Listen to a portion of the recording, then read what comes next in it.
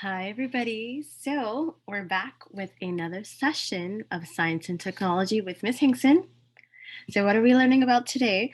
Well, we're still in the technological world, but today we're looking at energy transformations, and this will be a more than one part video. So, this is the first video, and stay tuned for the next one.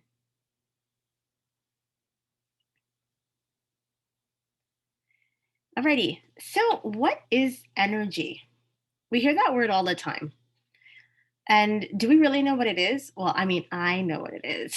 Do you really know what it is? Do you know how to define the term? So, general definition of energy, we hear it's the ability to be active, the physical or mental strength that allows you to do things. So, you always hear people say, "Oh, I don't have the energy to do this," or "Oh my gosh, these kids have too much energy." Okay, so that's just a general definition and a general way that we use it. But how does that word work in science? What's the scientific definition of that word? Alrighty, so we're in technology, so we're looking for the technical definition of energy. And in technology, energy is defined as a system's capacity to do work. So this is another word that has another meaning in science. For instance, a system's capacity to make objects move. So over here, we see that they have the energy to move these boxes. Energy is the ability to do work. Now let's look and see what work means exactly. So, what is work?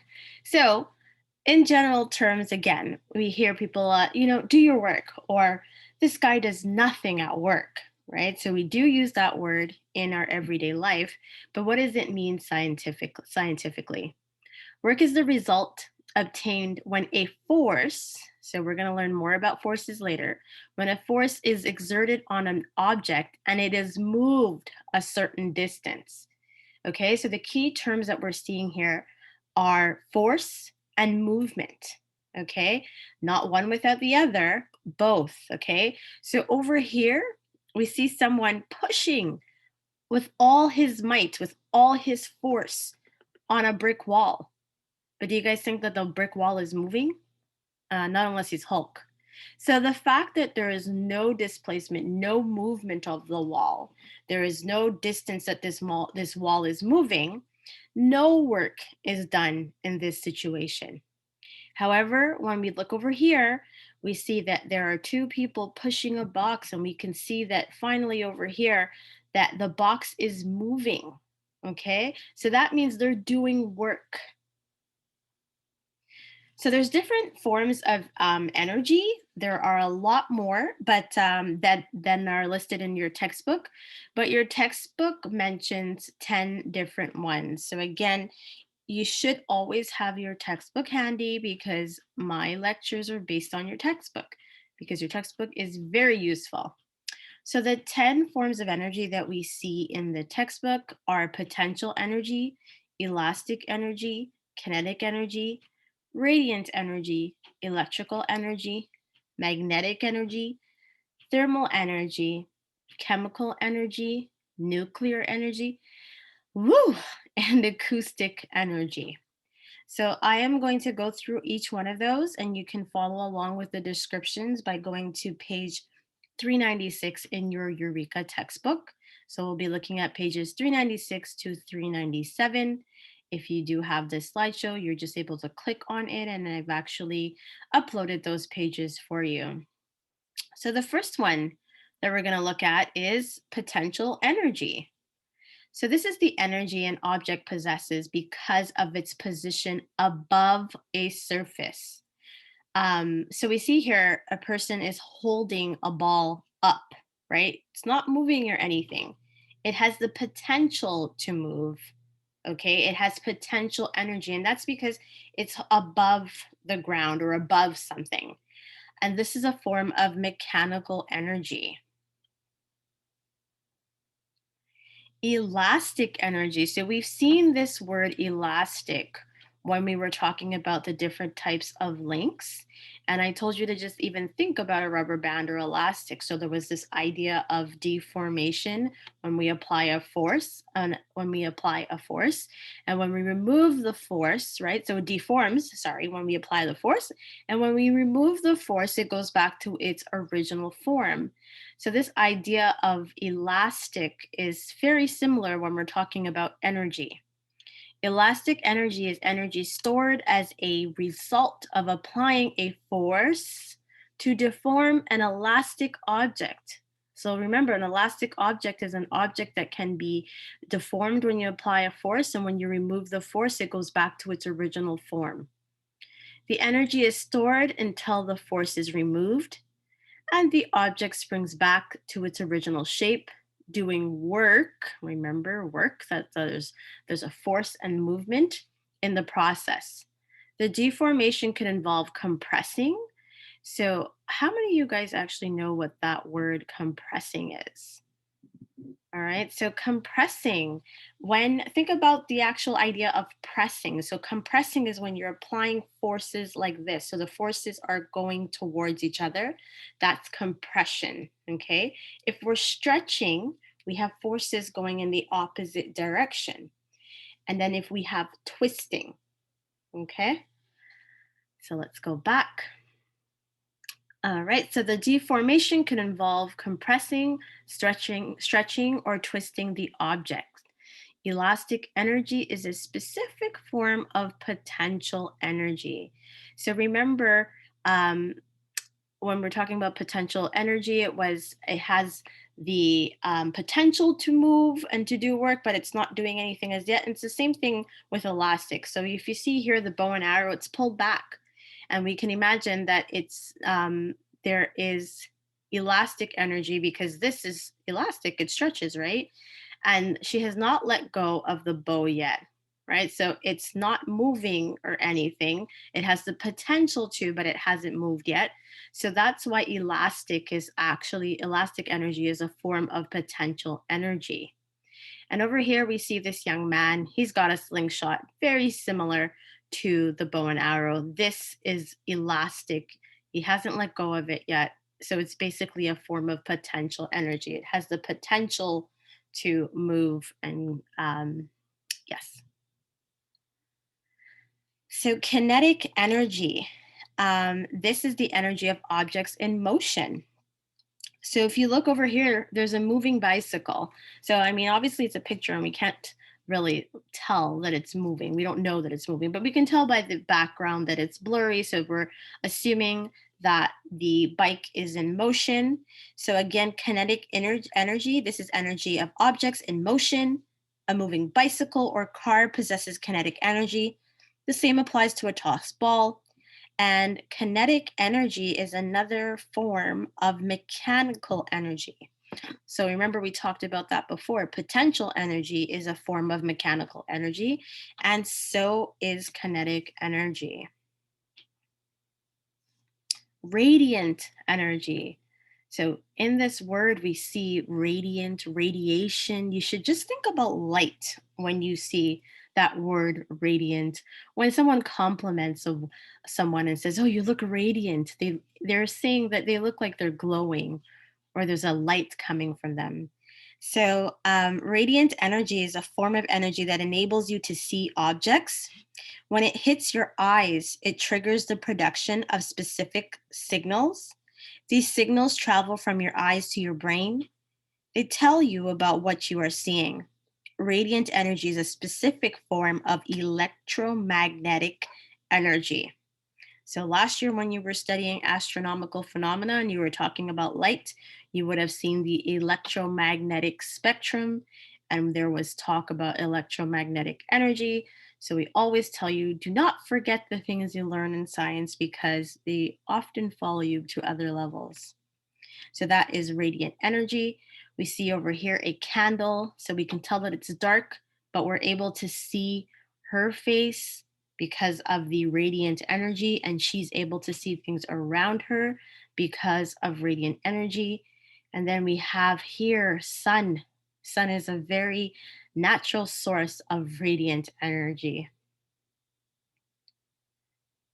Okay, then we have electrical energy, which is probably the form of energy you're most familiar with. It's energy that makes machines like televisions and computers work. It is also used to power lighting systems and certain heating systems. Sorry. So everything that you have that uses electricity has electrical energy. So you guys are familiar with these things. You use them all the time. So electrical energy is so important to you guys.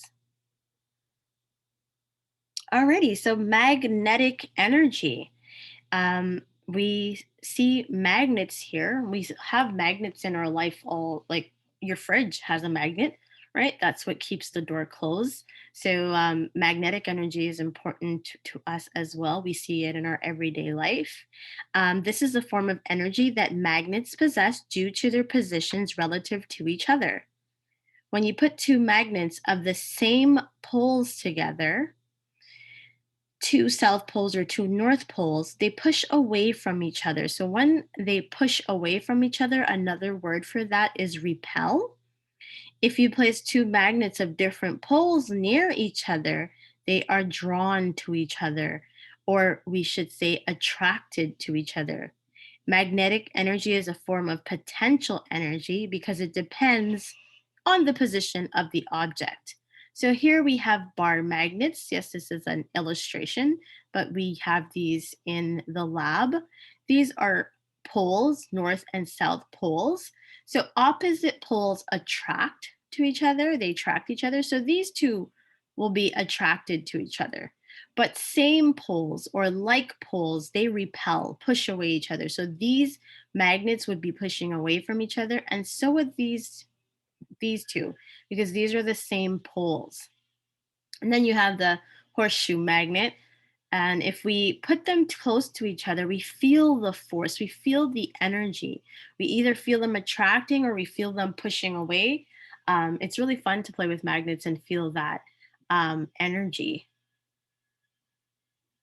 Thermal energy. So, automatically, when you hear the word thermal, and you probably automatically think of hot and heat. But the actual scientific definition in terms of energy is a little bit different. So, thermal energy, this is the form of energy that is present in all objects. When an object contains a lot of thermal energy, it is hot to touch. If it contains very little thermal energy, it is cold to the touch. Okay, so over here, we're asking you the question, which has more thermal energy, an iceberg or a cup of hot coffee? So let you think about that for a second. All right, so remember when an object contains a lot of thermal energy, it is hot to the touch. And if it contains little thermal energy, it is cold. All right, so I'm pretty sure you guessed that. This one, the coffee has more thermal energy, and you would imagine it's hot to the touch, and the iceberg has less thermal energy. So chemical energy. Chemical energy is so this is the form of energy released during chemical reactions. The chemical energy in gas turns car engines. Your body uses chemical energy contained in food. This enables you to do things like move. So, a lot of the energy you have when you're able to run around after you eat and you run around and you have all this energy, it's because of a chemical reaction. It's because of the chemical energy. We have a battery here. Can anybody understand why this is considered a part of chemical energy?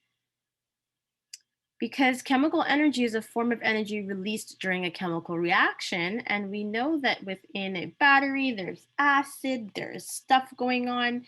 So there is actually chemicals involved.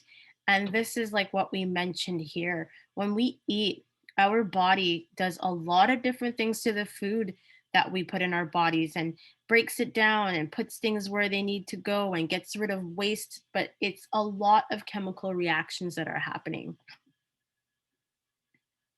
So, nuclear energy. You've probably heard this word nuclear a lot, but you haven't probably studied it that much. But I promise you that as you go along in science, especially Sec 4, you'll learn more about um, nuclear energy and stuff like that. So, nuclear energy, also called atomic energy, is energy that is released in significant amounts in processes that affect atomic nuclei, the dense cores of atoms. So, over here, this is an atom, and that's the nucleus. Okay, so the energy that we're talking about is the energy when we start dividing stuff in the nucleus, or cutting stuff. You end up having a lot of energy when you perform these type of reactions. And over here in this picture we see nuclear power plants, which are not the most ideal for the environment, but you do get a lot of energy from them. And the final one that we will look at that's in your textbook is acoustic energy. Now, you've probably heard acoustic in terms of music and musical instruments, but this is an actual form of energy. This is the energy produced when matter vibrates. This energy makes the ossicles, so these are the small bones in your ears. This energy makes the ossicles, small bones of your ears, move. These movements are transmitted to nerve cells and then to the brain. The brain tells you about what you are hearing. In Sec 3, you'll learn more about the whole process of hearing and the nervous system and how all of that works. But just think about vibrations when you are thinking about acoustic energy. So this lady, she is listening to music through her headphones, and there's vibrations, and then they're processed, and then she hears what is there. Right? We see the drum here. We're just imagining that these are vibrations when someone hits the drum. So I want you to think about the images that I'm going to show you. And I want you to keep the idea of energy in the back of your mind. So I'm going to show you some images, and I want you to think about, where am I possibly going with these images? Why am I talking about these images if I'm talking about energy? So what goes around comes around. I'm sure you've heard that saying. You know, what goes around comes around. So if you do something bad, then it'll come back to you. Or, if you do something good, it'll come back to you. What do you think about when you see this? These arrows going around in a cyclical form, like a cycle. So we think about recycling, right? So taking something and making it allowing it to be used for something else, and that not just being waste, right? We recycle, reuse, and all these different things. You reap what you sow. So this is something that's actually like a biblical saying. Basically, it's similar to what goes around comes around, right? Whatever you plant, that's what's going to grow. So if you plant good things in the universe, then good things will come back to you. If you put negative energy out in the universe, then the negative energy will eventually come back to you. So what are we thinking about? Have you thought about any way that any of this could be related to energy? So I'm sure you're still like, okay, I really don't know where she's going with this. I'm not sure if it's clear, but you're going to see the correlation, the relationship, as soon as I go to the next slide. So, transformation of energy. Okay, so there are mechanisms that allow you to transform energy. Something very important to always remember is that it is impossible to create or destroy energy. Energy can only be transformed. In other words, change from one form to another. So it is neither created nor destroyed. It is just circling through the universe, being transformed from one form of energy to another. So that's why I showed you all of these things. What goes around comes around. Recycling, reuse, you reap what you sow. Whatever you put out in the universe, it comes back to you, because I'm talking about energy. Okay. So whether you're thinking about it from a scientific point of view, a spiritual point of view, they're all saying the same thing. Things are not created, energy is neither created nor destroyed. You put it out into the universe, it comes back, right back around. Okay, so again, remember, it is impossible to create or destroy energy. Energy can only be transformed. In other words, change from one form to another. So we will talk about the mechanisms of transformation of energy next time. But in the meantime, I encourage you, or not encourage you, I am telling you to get your textbooks. And I would like you to read pages 395 to 397. Again, that's pages 395 to 397 in your Eureka textbook. So again, if you ever have any questions, please just email me. I am one email away. And yeah, that's it. So thank you for taking part and listening in another session of Science and Technology with Miss Hinkson.